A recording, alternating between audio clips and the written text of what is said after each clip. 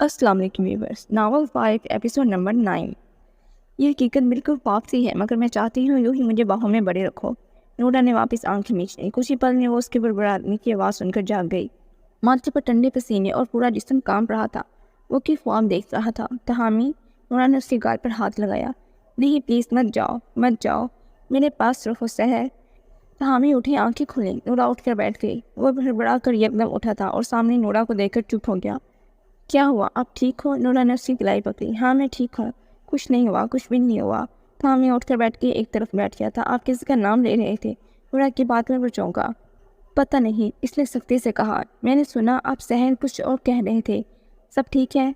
अब की बार वो गुस्से से उठ खड़ा हुआ। क्या मसला है? जब कह रहा हूँ कोई नहीं, कुछ नहीं था, तो बार बार सवाल लाजमी है। और जिस गुस्से से बोला था, नोरे की पलकें बिना किसी देर के भीग गई थी। कुछ देर बाद वो अपने रवैये पर शर्मिंदा हुआ। पलट कर उसकी तरफ देखा तो वो जिद शर्मिंदा हुआ। वो रो रही थी, लाल-दाद आंसुओं से। मुझे कभी किसी ने ऐसे नहीं, नूरा ने कहकर उठी और वॉशरूम में चली गई। उफ यार, क्या करना चाहता हूँ और क्या हो जाता है। वो जाकर दरवाजे पास खड़ा हो गया, मगर वो अभी तक बाहर नहीं निकली थी। तो फिर क्या सोचा आपने? ज़मान ने कॉल रिसीव होते ही कहा। मैं आपकी बात पर गौर करूँगी, मगर जो आप चाहते हैं वो मुश्किल है। मुझे हर हाल में नूरा चाहिए और तहामी आपका होगा, जैसा आपने कहा। आपको वो पसंद है। ज़ुमान ने दूसरे कान पर फ़ोन रखते जोश से कहा था। वो चुप हो गई। हाँ, मगर मुझे नहीं पता तहामी क्या चाहता है। इन दोनों में गलतफहमी डालकर क्या हम अच्छा भी करेंगे? सैरिस ने एक पल को सोचा। हाँ, अपनी चाहत को हासिल करना गुनाह नहीं है और मुझे नूरा चाहिए। ज़ुमान ने वापस वही सब कहा। ओके, तहामी से कल मिलूंगी, सैरिस ने कहकर कॉल काट दी। अब तुम्हें मेरा होना ही होगा नूरा, सिर्फ मेरी। ज़ुमान ने सिगरेट का कश लगाया और हंस कर फ़ोन पॉकेट में डाल लिया। शानदे, मुझे सच सच बताओ, आखिर तहामी का रवैया ऐसा क्यों है? शगुफ्ता देर रात शानदे को वाल में लिए बैठी थी। अम्मा, ऐसी कोई बात नहीं है, बस वो शायद काम को लेकर परेशान है। शानदे ने टालमटोल से काम लिया। शानदे, शगुफ्ता ने गोली डाली। मम्मा, आपको याद है वो तहामी का यूनिवर्सिटी वाला चक्कर? वो एक लड़की जिसको वो चाहता था और वो किसी और के चक्कर में दुबई चली गई थी। हाँ, कैसे बोल सकती हूँ इसको? मेरे बेटे की शादी के ख्वाब दिखाकर किसी और के साथ। तौबा, कैसी लड़की थी? शगुफ्ता ने गुस्से से कहा। अम्मा, सहरिश ही वो लड़की है जो उस दिन। क्या? शानज़ी? जी मामा, तहामी उसे बहुत चाहता था। उसका धोखा खाकर भी उसके बारे में सोचता रहा। अब जब शादी हो गई, उसका यूँ वापस आना मुझे खुद समझ नहीं आ रहा। ऊपर से नूरा। मामा, मैं खुद परेशान हूँ। शानज़ी ने खुलकर अपने दिल की बात कही। ऐसा कुछ नहीं होगा, नूरा ही इस घर की बहू है। उसकी जगह ना मैं तहामी के दिल में किसी को लेने दूंगी, ना घर में। तुम परेशान ना हो, अब मैं देख लूँगी। शगुफ्ता कहकर अपने कमरे में चली गई। शानज़ी भी बच्चों के रूम में चली गई। नूरा, आई एम सॉरी, तहामी दरवाजे पर हाथ रखकर बोला। वो अभी तक अंदर थी। सो जाएं प्लीज़, इसने वदन सी आवाज़ में कहा था और दरवाज़ा खोल दिया। वो बिल्कुल सामने खड़ा था। नूरा ने नजरें दूसरी जानिब की और अपनी टेबल की दराज से गोलियां निकाल कर बेड के साइड पर रख दी। उसको देख रहा था जब बिल्कुल तहामी को इग्नोर कर रही थी। वो भी चुप खड़ा रहा, फिर जाकर बिस्तर पर लेट गया। नूरा अपनी किताबों में घुस गई। अब इस नाराज लड़की को कैसे राज़ी करो? ये मेरे हाइपर होने पर ऐसे है तो मेरा माजी जानकर क्या करेगी और उसको बताऊंगा भी क्या?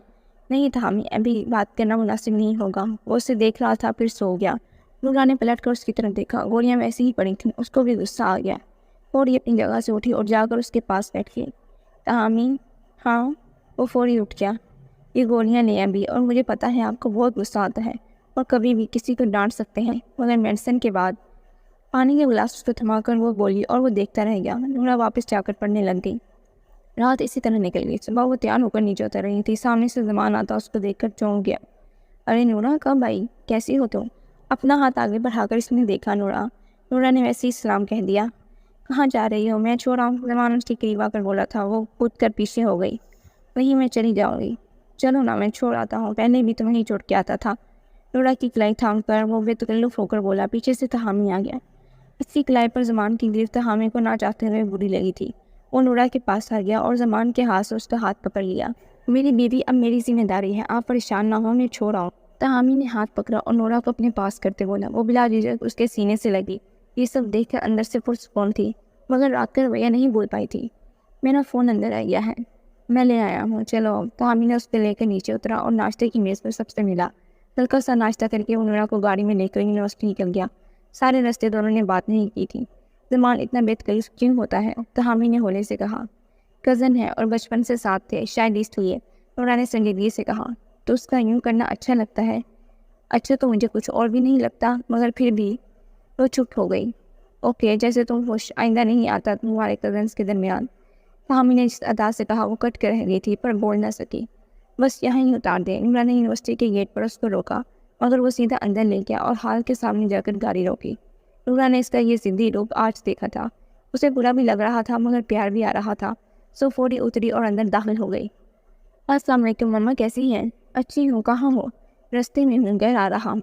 تاہم نے جواب دیا، نورا کو ساتھ لے کر آنا ورنہ گھر مت آنا۔ شگفتہ کی بات پر اس نے بریک ماری۔ مما اس کا فائنل چل رہے ہیں تو ادھر تیاری نہیں ہوتی یا تم کسی اور تیاری میں ہو؟ گھر لے کر آؤ میری بہو کو، باقی کی پیپرس یہاں سے ہی دیں گی وہ۔